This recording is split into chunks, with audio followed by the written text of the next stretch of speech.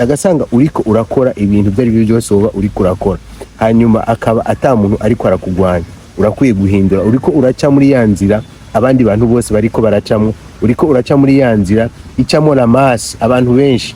Ico gituma nagusavye yuko woshobora guhindura ivyo uriko uracamwo, agasanga ivyo uriko uracamwo canke ahantu uriko uraja, agasanga ufise indoto, hanyuma izo ndoto ukaba uriko urakora kugira ngo izo ndoto zawe uzozibone, hanyuma ugasanga ivyo uriko uracamwo canke ivyo uriko uravuga canke imigambi yawe uriko uravuga nta muntu ariko arakubwira ati ivyo ntibishoboka, aho uriko uraca uharabe neza, usubire inyuma kumbure wiyumvire, usubire ugire constructure y'iciyumviro cawe, kumbure uriko uraca muri ya nzira abantu bose bacamwo. Uzosanga rero muri ico gihe iyo nzira y'abantu bose bacamwo atayizo gushikana, uzosanga uzokwira trouve à chaque fois uri muri vya bindi nyene.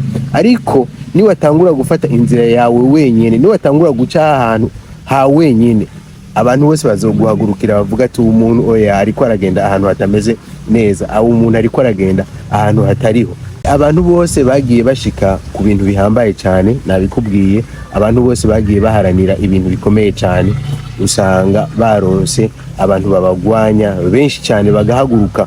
Mbere nabivuze yuko bamwe bashobora guhaguruka no muri ba bantu bakwegereye cyane. Muzobaze muzorabe ibi bintu ndiko ndavuga, ibi ndiko ndakubwira uzosanga ari byo.